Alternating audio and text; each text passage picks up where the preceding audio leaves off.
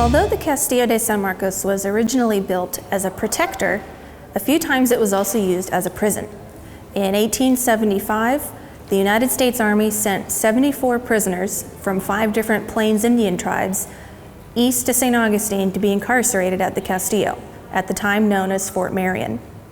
The prisoners were mostly male warriors from the Cheyenne, Arapaho, Comanche, Kiowa, and Caddo tribes, and they had been sent out here after the Red River War, which was a result of tensions between Native Americans and white settlers coming to a violent head. These prisoners were sent out here at random, mostly to make an example of them to the rest of the Plains Indians. They were shackled, kept under lock and key, and confined to the rooms in the courtyard of the Castillo.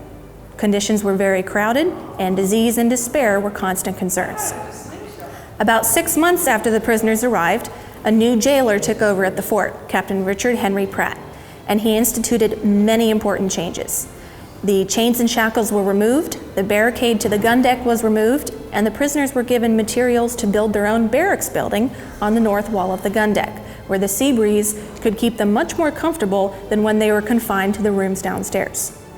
Pratt recruited local women to teach English, Christianity, and other elementary level skills to the prisoners. Pratt even created a guard unit of the prisoners, giving them army uniforms and weapons and teaching them to drill and guard themselves. The prisoners were also encouraged to make money to send to their families by making things to sell to tourists. They would polish sea beans and paint them, make bows and arrows, and the most famous artwork produced by the prisoners here at the Castillo was the ledger art. The Plains Indians were talented artists before they came to Fort Marion, although their artwork was traditionally done on animal skins.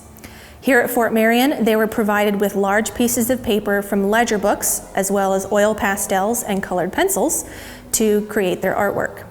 These ledger artworks are some of the best records we have of the Plains Indians' time here at Fort Marion. They depict scenes such as their train ride from the west to Florida, the view from the gun deck when they were here, classes being held in the chapel, buffalo hunts being held on the grounds, and many more. Pratt worked to assimilate the prisoners while they were here, asking them to give up their cultural identity to learn a new way of life. Some of the prisoners were more receptive to this program than others. About 20 of them chose to stay in the East and continue their education when the prisoners were released from Fort Marion in 1878. But at least one prisoner chose to leave his mark here at the Castillo. Remembering his cultural values, he chose to carve a Kiowa Sundance camp scene on one of the coquina walls here at the fort, which is still today a lasting physical reminder of this tragic Native American experience here at the Castillo. Unfortunately, this was not the last time this fort was used to imprison Native Americans. In 1886, more trains brought more prisoners to Fort Marion, this time from several different Apache tribes. Apache war leaders such as Geronimo and Chihuahua had been fighting against the U.S. Army for many years, resisting the efforts to push them onto reservations.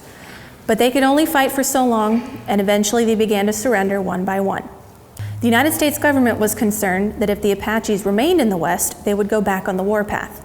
So eventually over 500 Apaches were sent from Oklahoma to St. Augustine.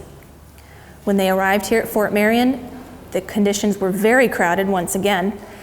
For the most part, the prisoners were housed on the gun deck in tents, and their daily rations were Army rations. Disease and crowding was a concern. Also, the fact that the prisoners had very little to do aside from take care of their children and prepare food daily. So once again, the jailer in charge instituted a program of assimilation. Local women were recruited to teach English, Christianity, science, arithmetic, and other elementary level skills. And to alleviate some of the crowding, the Apaches were allowed to leave the fort, walk around the grounds outside the building, and even go into town. After just over a year of incarceration at Fort Marion, the Apaches were sent to Alabama and then out to Fort Sill in Oklahoma. But once again, one of the prisoners chose to leave their mark on the Castillo.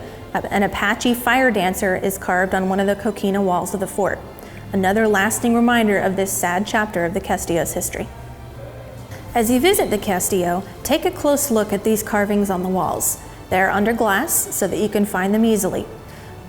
Try to imagine what these prisoners felt when they were here, ripped away from their homes and families, sent far, far away from the only home they had ever known, and locked up for months or years at a time. Please help us preserve these important remnants of this period of the Castillo's history by not touching any of the carvings that are under the glass.